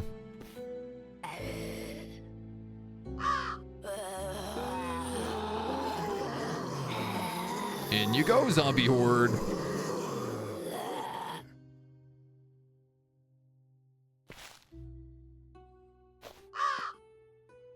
A battle raged outside Rosario's house. A group of soldiers faced off against a motley bunch of woodland creatures. I pressed forward. Some of these guys did not go.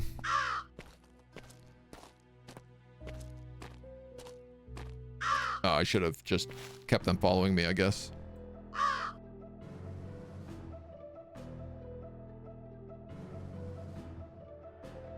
This is really not that many guys.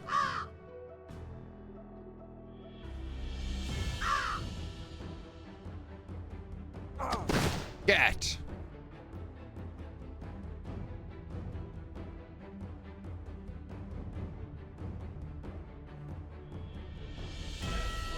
Magic missile! Magic missile! Magic missile!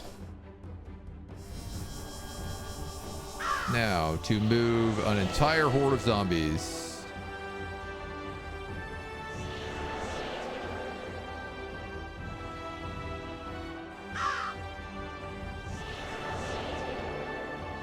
Grab the wrong one.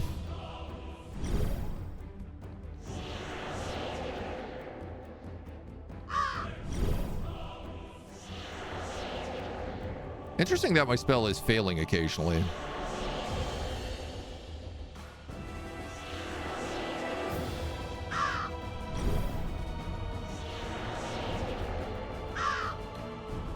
I am wondering a little bit what that's going to mean for me in the future.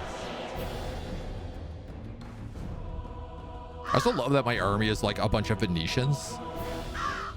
Oh, God. I wish there was a better way to do this, though.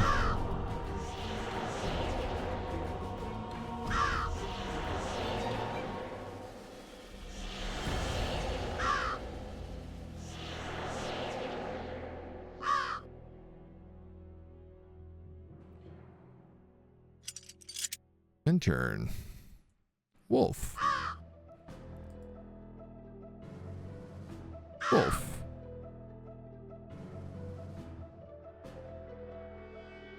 Wolf. Rosario, you're gonna run this way. Oh, there's a beer as well? Dude, are you sure you needed my help?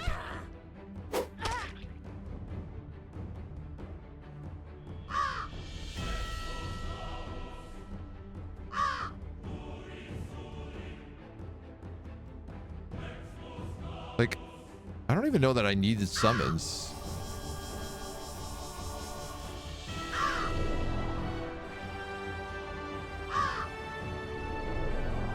These guys are kind of far away. Oh, there's another one down.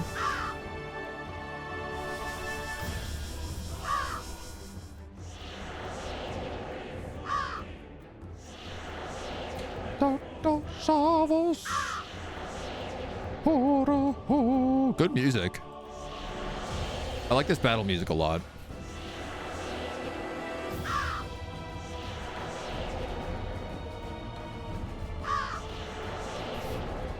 I have more minions than I know what to do with, man. So basically what I'm noticing is if you cast the ritual, they get more AP. So Annie has 6 action points versus most of the others who only have 5.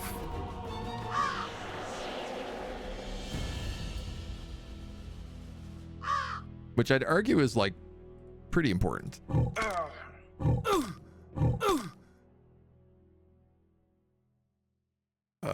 Rosario, you just keep going.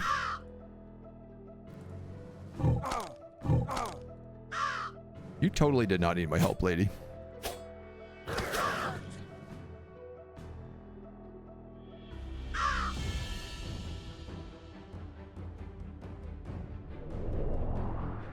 Okay, can I get you to go up and stab him?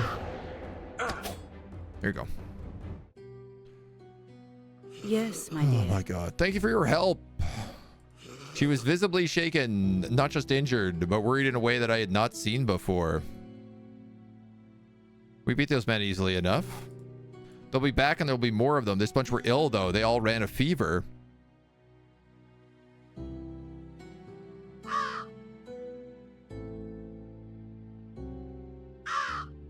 Indeed. Meanwhile, those fallen here may be of use to you. You look worried. The Baron's head is strengthening fast, Herg. I know you see this too. I struggle to see what will happen next, and this concerns me. Normally, my divinations give me a sign, cryptic though they might be, but now everything is unclear, like a dense fog rolled in from the sea and enshrouded us. These bears and wolves? Those that agree with my ways, at least. A bear and a pack of wolves can be a valuable ally in a tight situation. Should I tell her that I did the plague? I don't want to tell anybody that. That's my secret. We shall meet with my sisters and fashion our next move. I am worried the Baron's men could be back at any moment. As she turned and entered her hut, my thoughts turned to my mortal allies in the resistance. Surely the attack on the slums had already happened by now. Yeah, but like, look at all these zombies.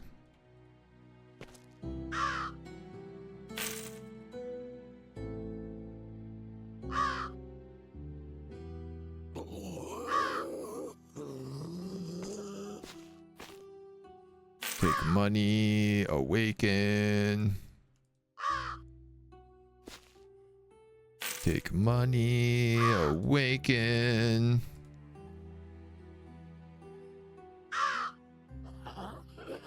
Everybody follow me. Take the money, awaken.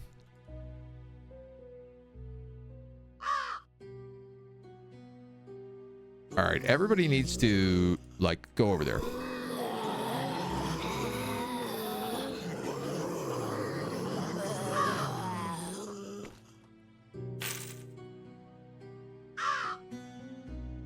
Okay. now. Everybody needs to follow me. Caw. Everybody follow me.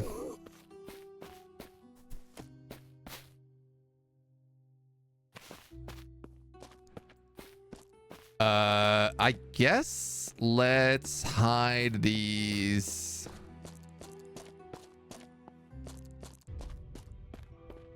Well, I guess let's put them back where we were. Oh, we're on a new chapter, which means I should be able to figure out that other mystery down there behind the troll.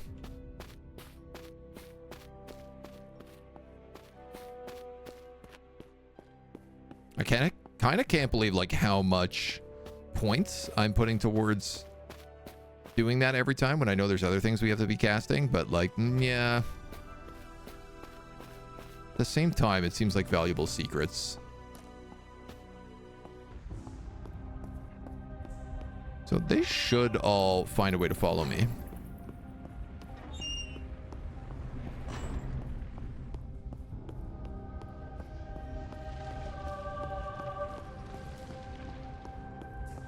And if we go... Where was it? Down here.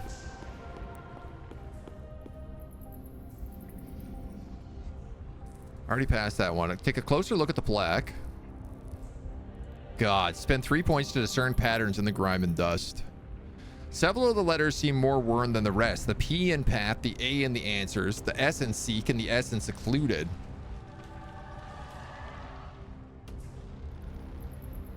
Firmly press each of these letters in turn.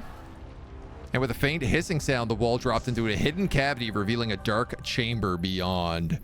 I entered what looked like a chapel, musty with age and infused with a stale air, undisturbed in God knows how many years. A huge altar dominated the room, intricately molded and adorned with demonic figures. Oh man, we got something good here. Black candles, unholy book.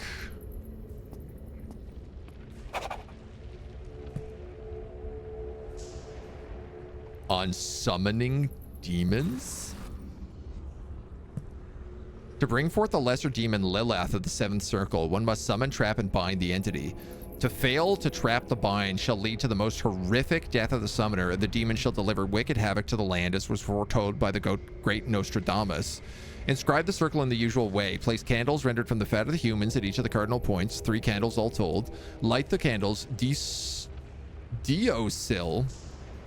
while reciting the incantation. Lilith Precepio Tibo ut venias ad me. Upon the demon's arrival, cast the ashes from a funeral pyre into the circle while reciting the incantation. Hanc oblatonium obligio te ad servitium moum. The demon shall now be bound and serve thee until banished or destroyed. All I need is funeral ashes. I feel like I have those. Or I know where to get them. To summon and trap a greater demon, Hanthu of the 8th circle, conduct the ritual as you would summon a lesser demon, while also placing an offering of Crustallum Sanguineus upon the circle. Something blood? Crusty blood? Upon the demon's arrival, anoint the runes of the circle with your own blood to bind the entity to your service. Beware, for this demon will seek to trick thee, and this will be your undoing. The demon is now bound and shall serve thee until banished or destroyed. Blood cakes. Flour, honey, and nightshade. Bake in a hot oven and infuse with some of your own blood.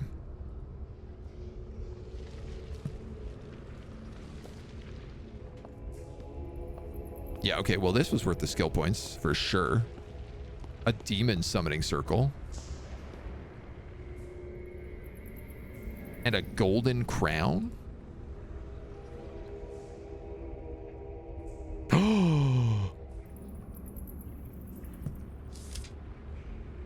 That's the Lich's crown. Oh my god, this is the pendant on the pig girl.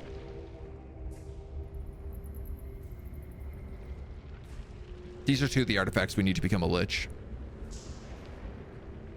And a newborn baby. She has a newborn baby, but also the priest knocked up that other girl in the slums.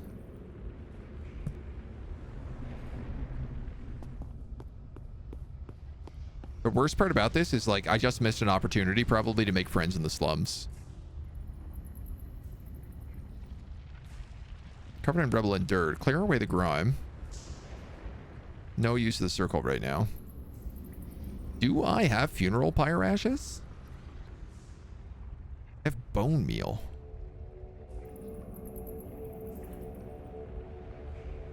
Grave soil. I mean, I have flour. Nightshade.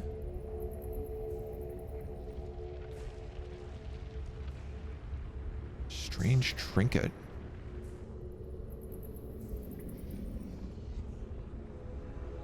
Yeast. So much stuff that we have.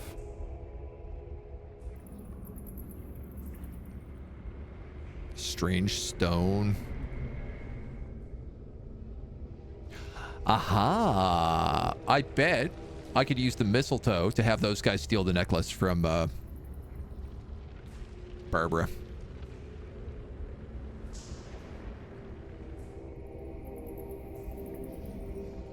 They could also probably steal me a baby, though. Telescope. Worth more if I could find the right buyer.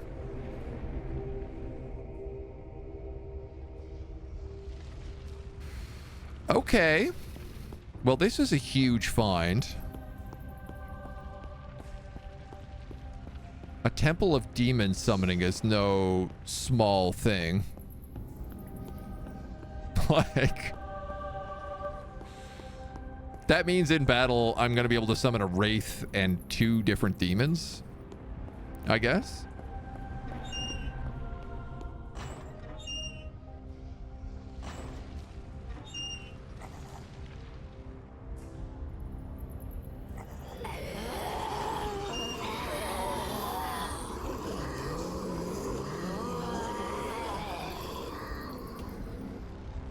I wonder if they're all going to listen to me here. Seems pretty good. They seem to be obeying decently.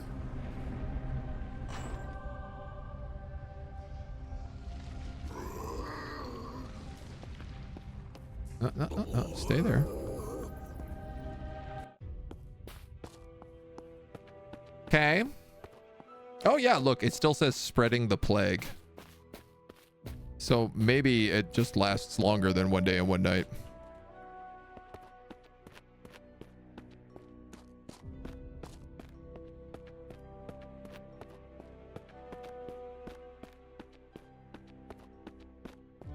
Part of me really does wonder, like, you know, am I getting any value from helping out Rosario anymore?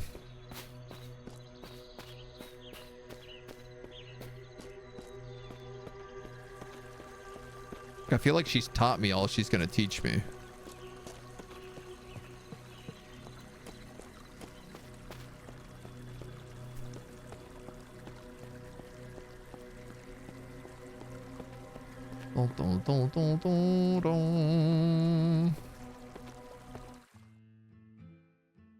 Oh, what's her face is gone.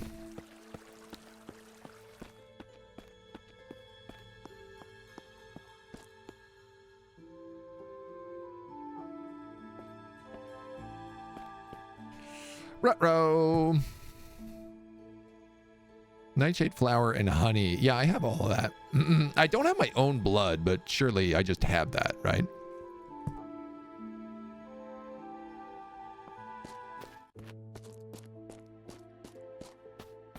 Needs to be baked in an oven. My lord, I've heard rumors of a large military force leading into the northern forests led by Willard. I fear for your friends there, my lord.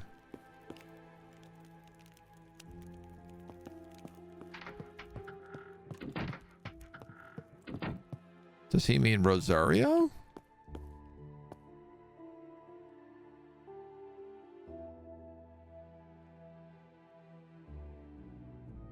I need flour. Nightshade. Honey.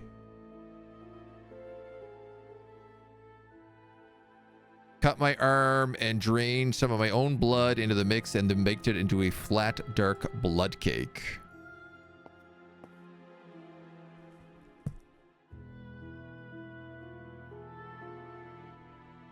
Ashes from a cremation. So, my father's ashes are in the graveyard.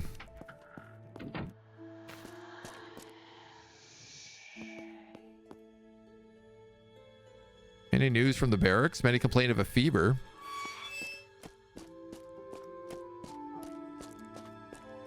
I'll check the old Van Elstrick script, see if we can get any of this. Man, remember when ghouls were like all of our problems? So that was tipped over and I guess taken.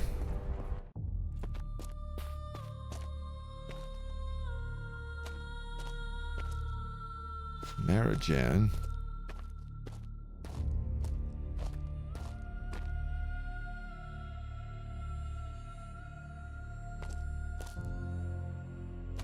Has there been a funeral pyre? Anywhere?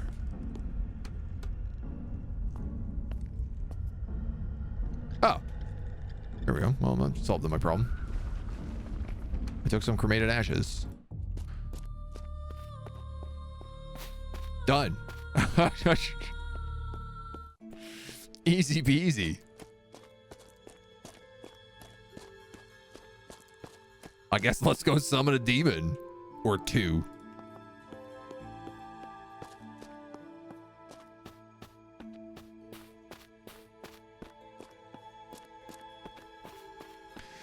Interesting that she said, or he said, an army led by Willard was heading into the North Forest.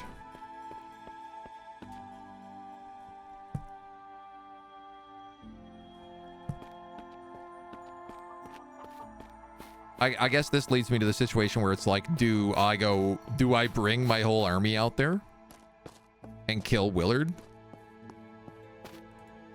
I mean, he is in league with my uncles, so. Oh, hi zombie soldiers. Hi zombie soldiers. Hi zombie soldiers. Wow, we got a lot of people working in this crypt right now.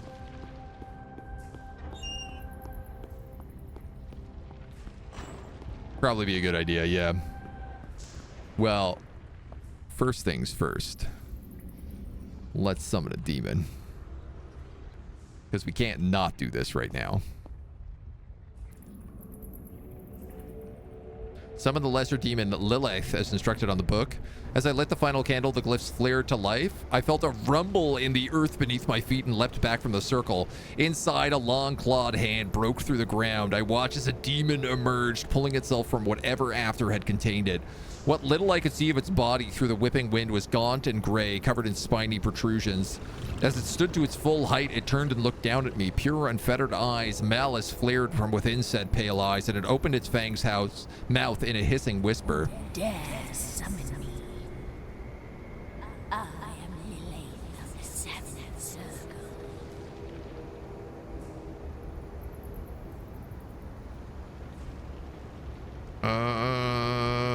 I'm not going to tell her my name. Names are power.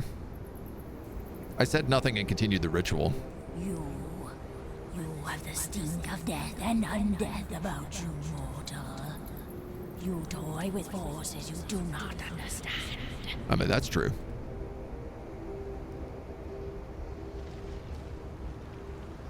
Instructions seem simple enough. Step 1, summon. Step 2, trap. Step 3, bind. No, let's just say nothing and continue the ritual. Others have walked this path ere you, and one by one they have fallen. You will stumble, and when you do, I will devour your heart and drink your soul. That's fine, I'll be dead. Continue the ritual. The beast hissed, dragging its claws down the invisible walls of its prison and sending sparks of arcane energy into the air. Release me. I said nothing but continued the ritual. I uttered the final words of power and tossed the ashes into the circle. There was a flash of light and the sound of something crackling. As the wind died down and everything went quiet, I furiously blinked away the spots in my vision until I could see again. The glyphs were dark and I could make out the silhouette of the demon before me. Battle magic spell acquired. Summoned Lilith. Its arms hung limp by its side and it stared subserviently at me. Very well, master. Call me when you need and I will fight for you 3 times to earn my freedom.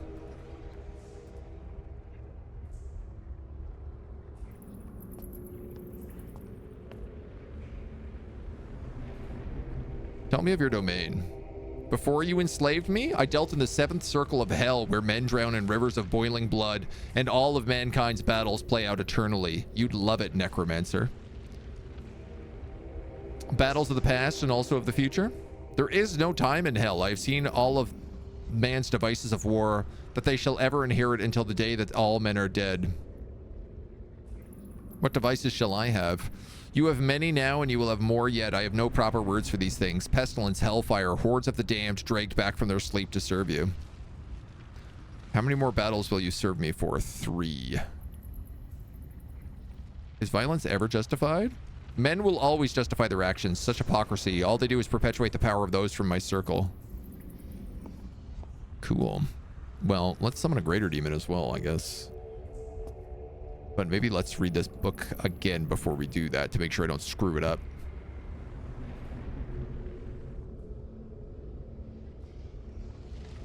This demon will seek to trick thee, and this will be thy undoing. So I gotta be careful with what it says, I guess.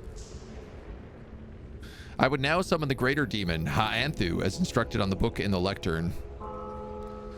Candles flared of their own accord as I placed the blood cake in the circle and sounded like a cracked church bell echoed through the sinister chapel, echoing from some hidden space behind the altar.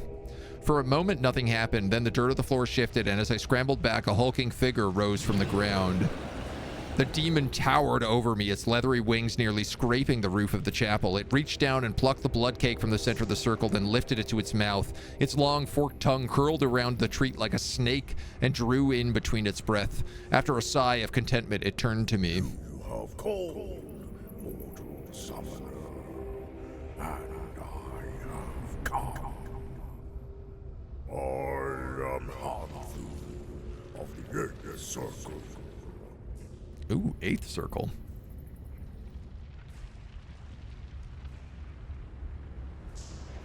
You're much better mannered than the last one. Good.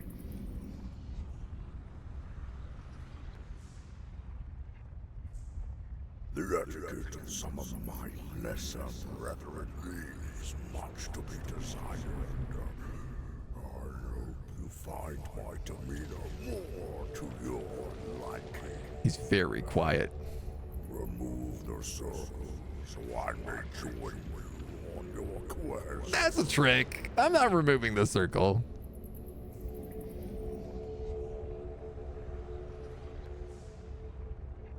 I cut my hand with the blade and anointed the runes with my blood.